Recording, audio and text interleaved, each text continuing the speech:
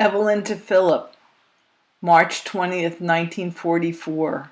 3 years.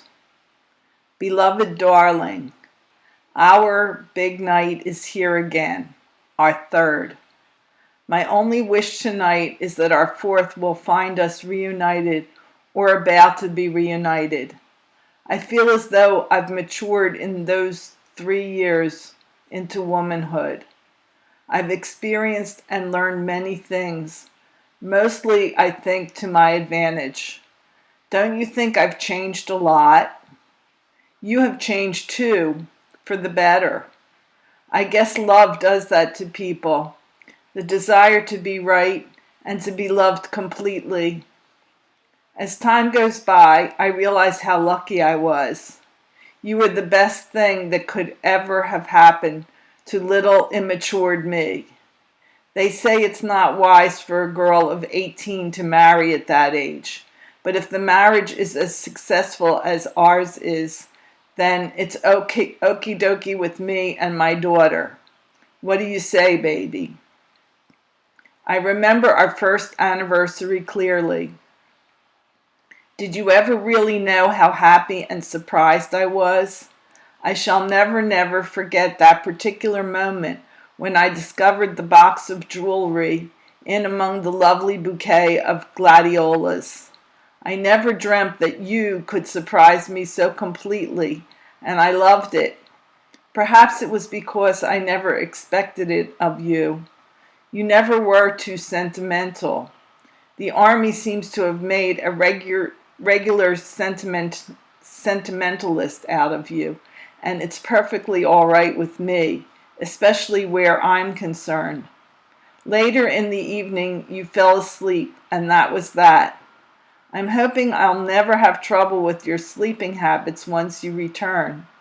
It always threw me off because you were rested and I was tired. I had to work twice as hard to keep up with you. I certainly wouldn't be able to do it now.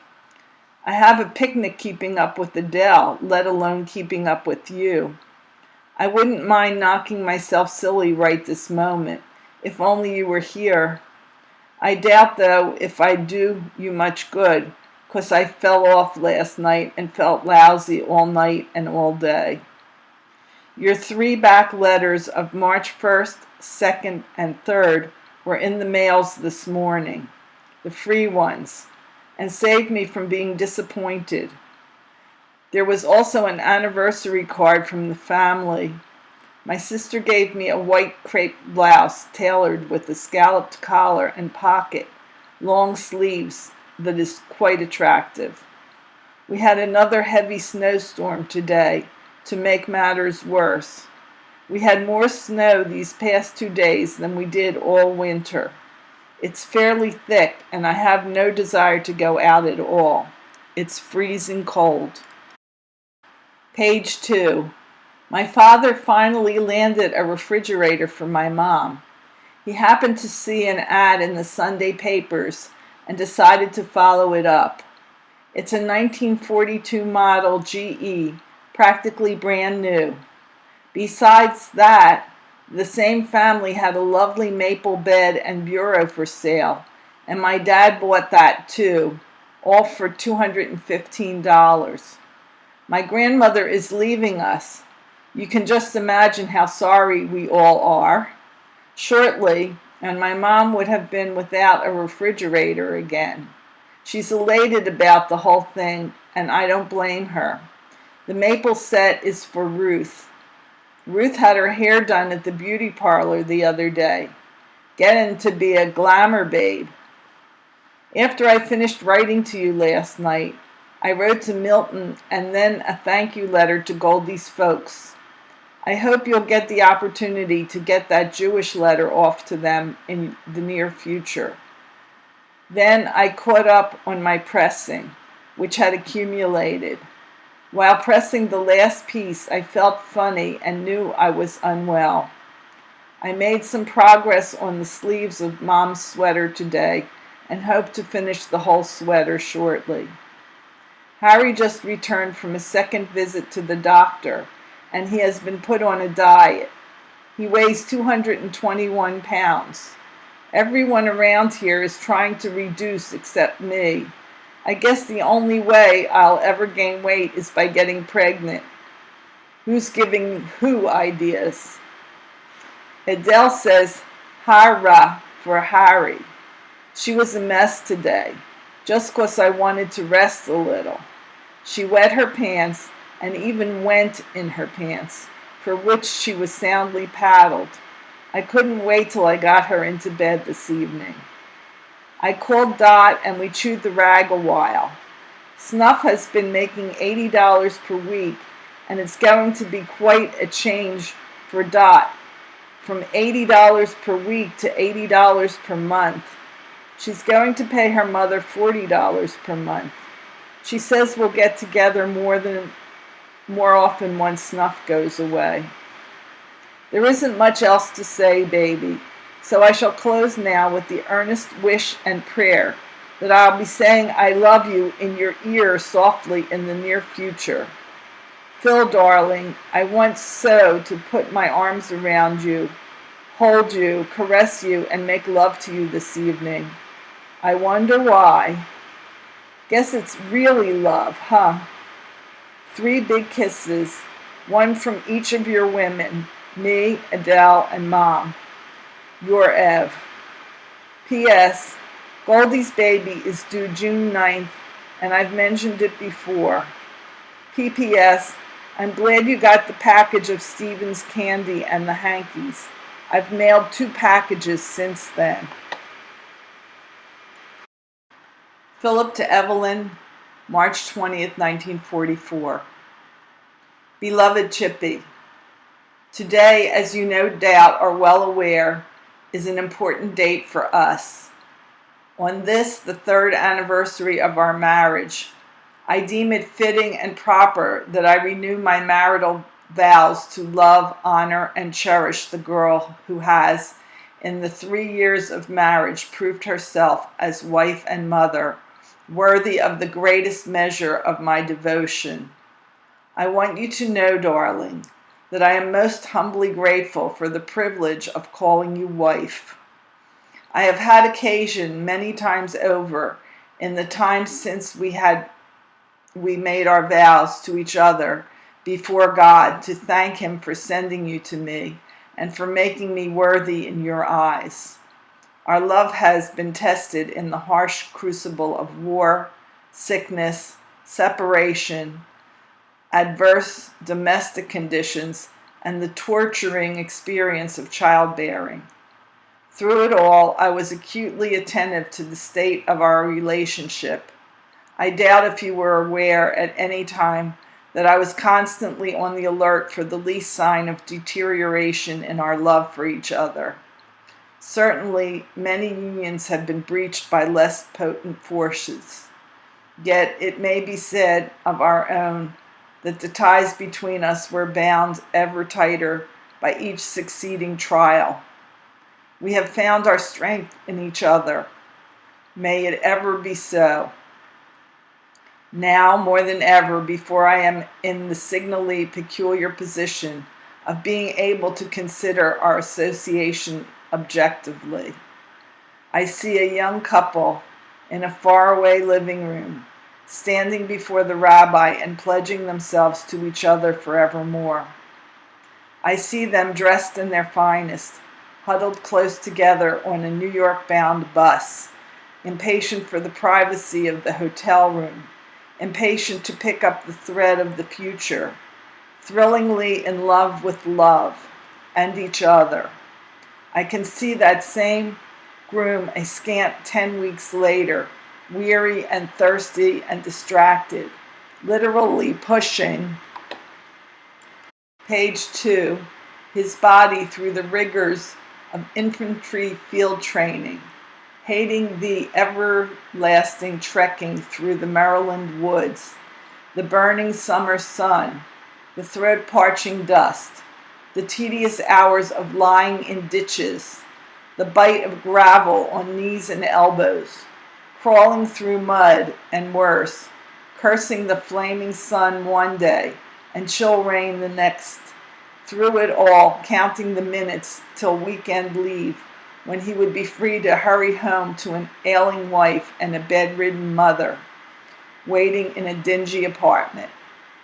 I see that bride tossing on a bed of pain, waiting for the loving arms of her soldier husband, hating a world that could breed so much pain and loneliness and sordidness together with the wonders of love and beauty, praying fearfully that the army would see fit to return to her in her sore need, her absent husband. I see that gloriously happy moment of homecoming for the soldier, the wonderful resurgence of hope and initiation, the happy, exciting days of home-seeking, shopping for furniture for the new home, the distinctive thrill of planning and decorating, the pride of possession, the unbounded satisfaction of a job well done. I see the bride and groom blissful in their new environment, proud as punch of themselves and each other, knowing all the while that someday the soldier would be recalled to the army to do his share for his country at war, snatching the little joys of the moment with one eye on the mailbox and savoring each morsel of pleasure to the utmost. I see the young people studying long hours the crucial question of the advisability of bringing a child into a world of chaos and war. I see the soldier taking his courage and convictions in both hands and persuading the undecided and apprehensive bride that to deny themselves the right to progeny was a tacit admittance of cowardice and defeat, a supreme concession to the enemy, and a crime against nature and the unborn child. I see the understanding born of love and faith in her mate, overcoming the doubts and, page 3, fears and prejudices of the wife, inspiring her to even greater measures of sacrifice, imbuing her with a new fortitude and sense of triumph. I see the prospective young mother bidding a tearless and inevitable farewell to her soldier, at last returning to his duty, painfully cognizant that his adored young wife would be suffering all the travail of childbirth within a scant 9 or 10 weeks. I see the soldier, 9 weeks later, making the long trip home on 3-day leave, happy once again in the arms of his beloved Chippy, happy in the company of family and friends, laughing with the rest of the jesting crowd on the cab hospital bound, derisively unbelieving of the doc's assertion that his wife's symptoms indicated the imminent arrival of the baby, stunned at the impact and significance of what was happening, pacing, in spite of himself and his privately predetermined conception of how he would comport himself at the crucial time. The hospital corridors, worrying the hospital personnel with incessant inquiries, contemplating the 5-minute-old infant in the arms of the nurse, and trying very hard to believe that this was his very own daughter, and failing widely in his earnest efforts to convince himself. I see the young father making a nuisance of himself, belaboring each passing nurse and doctor with his anxiety for the welfare of the new mother, looking with heart-stopping dread at the waxy pallor of her in her exhausted unconsciousness, sitting at her bedside with the fright so big in him that he almost forgot to breathe, living again only when his beloved began to show signs of life. I see the soldier moving with the company to a staging area, rushing to his comparatively nearby home in the summer evenings, delighting in the little girl look of the mother of his beauteous Adele, chafing with impatience. Page 4. On those evenings when he was unable to leave the post, reveling in each precious moment with his more than ever adored wife, and glorying with her in the perfection of their newest and dearest acquisition. Finally, I see the soldier on a troop ship bound for England together with thousands of his counterparts. Further than this, my darling, I cannot contemplate us objectively. The soldier is too pressingly me, and the young wife too realistically you. I have outlined the high spots of the 3 years since our marriage solely to prove to you that I have ample cause for my conviction that I am singularly fortunate in possessing a wife that's a paragon of all the womanly virtues. As time goes by, you give me increasing justification and incentive and reason for loving you. Thus, when I say I love you 3 years more than when I married you, you shouldn't have any trouble understanding the phrase.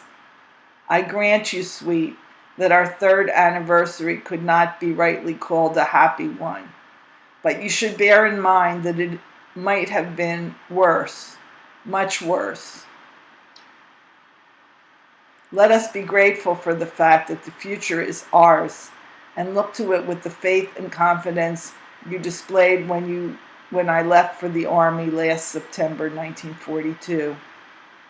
In closing, I want you to know that I have every confidence in our eventual reunion, and that not too far in the future. Certainly the bulk of our time of separation has been passed. We are on the way home, sweet. Keep well and happy, and see to it that Adele is a true reflection of your loving care and a credit to the principles which were responsible for her being. Keep yourself the same loving wife and lovable Chippy as always. From me, your Phil.